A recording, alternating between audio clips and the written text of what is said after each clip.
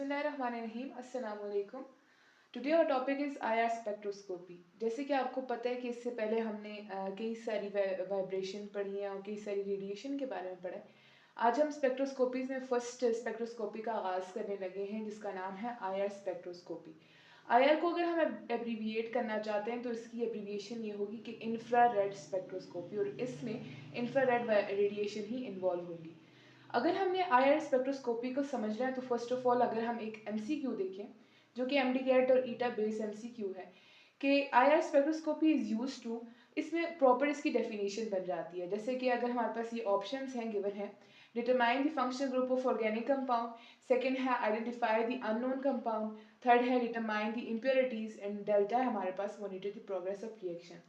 तो जो IR spectroscopy है वो इन चारों चीज़ों को मॉनिटर करती है, इन चारों चीज़ों को मैयर करती है। इसलिए अगर ऐसे हमारे पास ऑप्शन आ जाते हैं ना तो इसमें हमारे पास जो ऑल ऑफ दीज का ऑप्शन होगा वही करेक्ट होगा।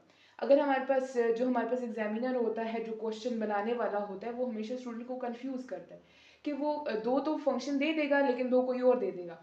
तो उसमें हमने वो चूज़ करने हैं जो कि करेक्ट ऑप्शन होंगे, जिसमें ये तीन चीज़ें आ जाती हैं, चार चीज़ें।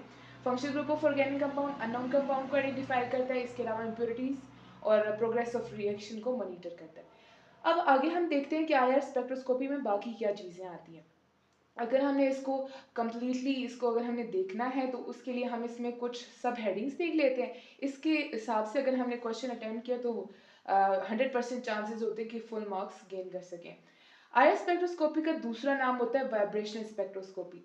जैसे कि हमने प्रीवियस लेक्चर्स में डिस्कस किया था कि जो वाइब्रेशनल स्पेक्ट्रोस्कोपी होती है उसमें हमने वाइब्रेशन को बहुत तफसील से देखा था कि कौन कौन सी वाइब्रेशन होती है, जैसे स्ट्रेचिंग या बेंडिंग हमने पढ़ी थी। इसके अलावा उसकी मजीद टाइप्स ही पढ़ी थी। तो आईआर स्पेक्ट्रोस्कोपी का दूसरा नाम वाइब्रेशनल स्पेक्ट्रोस्कोपी होता है, क्योंकि इसमें क्या होता है कि मॉलिक्यूल्स रोटेट करते हैं एंड सेकेंडली मॉलिक्यूल्स वाइब्रेट करते हैं। अब सेकेंड हेडिंग इसमें आती है कि इसमें रेडिएशन कौन सी इन्वॉल्व होती है। जैसे कि नाम जाहिर कर रहे हैं कि आईआर स्पेक्ट्रोस्कोपी है तो इसमें इंफ्रारेड रेडिएशन ही इन्वॉल्व होंगी। थर्ड हेडिंग आती है सोर्स ऑफ रेडिएशन। अब जो ये इंफ्रारेड रेडिएशन है इनकी सोर्स क्या है, इनकी सोर्स हॉट बॉडीज होती है। जो हॉट बॉडीज होती हैं वो आईआर रेडिएशन को प्रोड्यूस करती हैं। अब नेक्स्ट हेडिंग हमारे पास आती है वेवलेंथ क्या होती है इनकी। 2.5 माइक्रोमीटर से 16 माइक्रोमीटर होती है, जो कि एक एमसीक्यू है। एग्जामिनर मोस्टली जो है वो एमसीक्यू ये पेपर में पूछता है कि ये इसकी वेवलेंथ क्या होगी। फिर नेक्स्ट इसकी हेडिंग आती है वेव नंबर। जैसे कि हमने प्रीवियसली वेव नंबर को डिफाइन किया था, इसकी वेव नंबर की रेंज किधर तक आ जाती है, 4000 पर सेंटीमीटर से 625 पर सेंटीमीटर आ जाती है। नेक्स्ट हम देखते हैं कि आईआर स्पेक्ट्रोस्कोपी का प्रिंसिपल क्या है।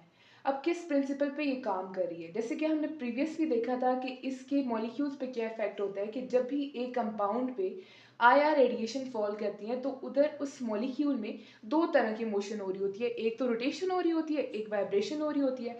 तो उसके मॉलिक्यूल्स क्या करते हैं, रोटेट करते हैं, सेकेंडली उसके मॉलिक्यूल क्या करते हैं, वाइब्रेट करते हैं। ठीक है। अब नेक्स्ट हम देखते हैं कि आईआर स्पेक्ट्रम क्या चीज़ है, इंफ्रारेड स्पेक्ट्रम क्या चीज़ है। अगर हम एक ग्राफ को ड्रॉ करते हैं और आईआर स्पेक्ट्रम को डिफाइन करने के लिए तो उसमें हम दो चीज़ें प्लॉट करेंगे। एक तो हमारे पास है परसेंटेज ट्रांसमिटेंस है एंड दूसरा हमारे पास वेव नंबर है। वाई एक्सिस पे हमने परसेंटेज ट्रांसमिटेंस को प्लॉट किया एंड हमारे पास वेव नंबर को हमने एक्स एक्सिस पे प्लॉट किया। और इसके जो वेव नंबर है उसकी रेंज जैसे कि हमने पढ़ी यहाँ पे कि 4000 पर सेंटीमीटर से 625 पर सेंटीमीटर है, तो वही वहाँ पे हमने अप्लाई कर दी। अब पहले हम इसको डिफाइन करते हैं कि आईआर स्पेक्ट्रम है क्या चीज़। तो हम इसको इस तरह लिखेंगे कि plot of percentage transmittance as a function of wave number. जैसे कि हमें पता है कि हमने परसेंटेज ट्रांसमिटेंस और वेव नंबर को प्लॉट किया हुआ है, इसीलिए इसको हम ऐसे ही डिफाइन करेंगे कि जो परसेंटेज ट्रांसमिटेंस है वो एक प्लॉट है, वेव नंबर का एक फंक्शन का एक प्लॉट है, तो इसको हम आईआर स्पेक्ट्रम कहेंगे। इसकी रेंज देखिए तो जैसे कि मैंने आपको पहले भी बताया कि ये 4000 पर सेंटीमीटर से 625 पर सेंटीमीटर तक होती है। अब जो आईआर स्पेक्ट्रम होता है वो दो रीजन्स में क्लासीफाई हो जाता है। IR spectrum is classified into two reasons, क्योंकि हमने जैसे कि पढ़ा कि इसके कई सारे हमारे पास फंक्शन है, तो उसको अगर हमने देखना है तो इसका जो ग्राफ बनता है ना, या इसका हम हमारे पास जो स्पेक्ट्रम बनता है उसके दो रीजन्स बनते हैं। एक हमारे पास फंक्शन ग्रुप रीजन होता है और दूसरा फिंगरप्रिंट रीजन होता है। जो फंक्शनल ग्रुप रीजन होता है वो ब्रॉड होता है, मतलब इसमें पीक्स ब्रॉड ब्रॉड बनती हैं, जबकि फिंगरप्रिंट रीजन में शार्प होता है।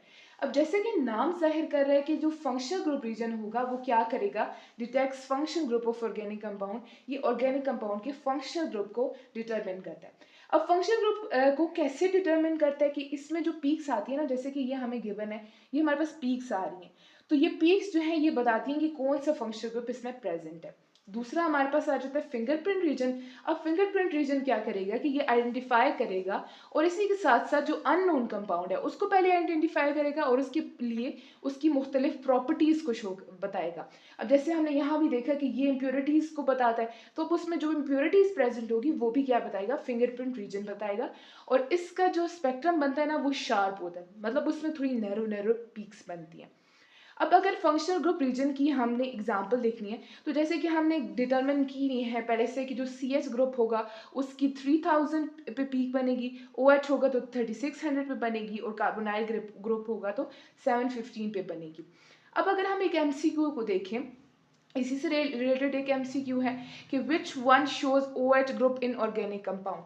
अब हमारे पास ऑप्शन गिवन है, जैसे कि मुख्तलिफ डिजिट्स गिवन है ना, 3000 है, 3600 है, 36,000 है एंड 715 है। अब जैसे कि हमने यहाँ पढ़ा कि ओ एच ग्रुप को कौन डिटरमिन करेगा, कौन सी पीक करेगी, तो वो 3600 की है, तो वहाँ पे हम 3600 को करेक्ट मार्क करेंगे। इसके अलावा और भी एमसीक्यू पूछ सकता है, जैसे कि सी एच ग्रुप की पूछ सकता है, कार्बोनाइल ग्रुप की पूछ सकता है, तो वो मुख्तलिफ किस्म की पीक्स हमसे पूछ सकता है कि कौन सा ग्रुप है, ये भी पूछ सकता है, पीक्स दे के भी पूछ सकता है और ग्रुप दे के उसकी पीक्स भी पूछ सकता है। इसके अलावा अगर हम देखें कि फंक्शनल ग्रुप के रीजन की जो रेंज है वेव नंबर की, वो कहाँ से कहाँ तक है, तो वो 4000 पर सेंटीमीटर से 1500 पर सेंटीमीटर तक है। इसके अलावा सेकेंडली हमारे पास आता है फिंगरप्रिंट रीजन, उसकी 1500 से 625 पर सेंटीमीटर तक हमारे पास इसकी पीक्स का रेंज आ जाती है। जैसे कि आपने ग्राफ भी देख सकते हैं कि हमने दो इसको डिवीजन की हुई है, एक तरफ हमारे पास फंक्शनल ग्रुप है, दूसरी तरफ फिंगरप्रिंट रीजन है, जिसमें हमने वेव नंबर को भी जो है वो डिवाइड किया हुआ है। अब नेक्स्ट हम